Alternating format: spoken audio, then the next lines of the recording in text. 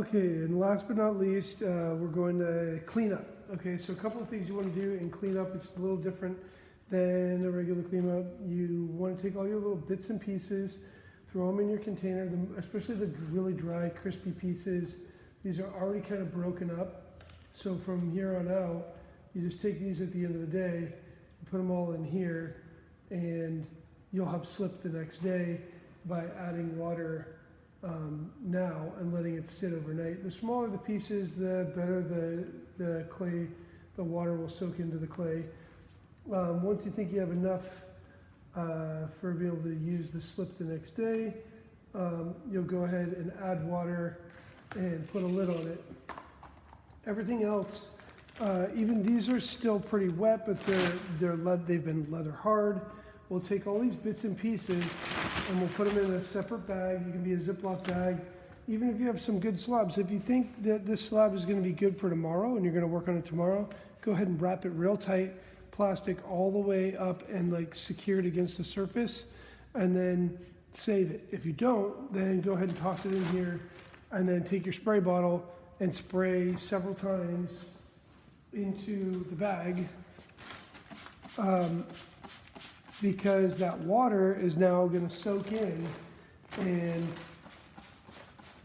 going to kind of take a little bit of time, but it will eventually, as long as this bag doesn't have any holes in it, close it up real tight with all that water in there, and you twist it and again put it on top of the twist so it doesn't untwist when you put it away.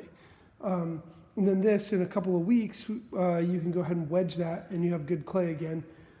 Even if it gets all the way dry, you can still do that. It takes a while for it to rehydrate, but you can get away with that. And then I'm going to clean my whole area. I'll go ahead and put all these things away, and I'll show you how I like to wipe up rather than dusting, or you don't want to kick that dust up.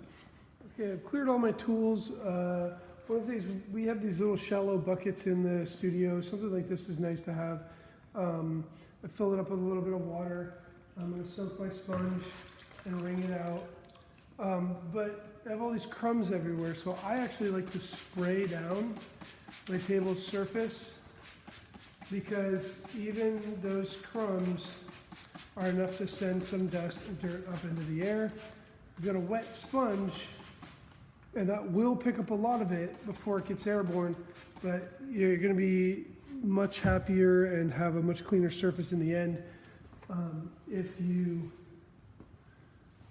go ahead and spray the surface, and then you're just going to wipe down the big spots. I generally do use one side of the sponge to do my first initial pass. If you're accumulating bits and pieces, sweep them in one area, sweep them into your bucket, and then I take and do a second pass with the clean side of the sponge. And what we don't want to do is throw these off onto the floor. All this dust and dirt, we want to keep it captured. So we want to kind of like corral all of that initially. As soon as you throw it on the ground, then you're just mopping it up. It really doesn't change anything. So I'll go ahead and sweep all of that. Then I'll sponge all of that. Then I'll take my sponge, squeeze it out again. You can already see my water is very dirty. And I'll do the same thing again. And I'm still going to have the slightest amount of residue on the surface when it dries. Flip the sponge, do the other side. Every time you flip the sponge, you're basically taking a little bit more off, and you'll have a nice clean surface.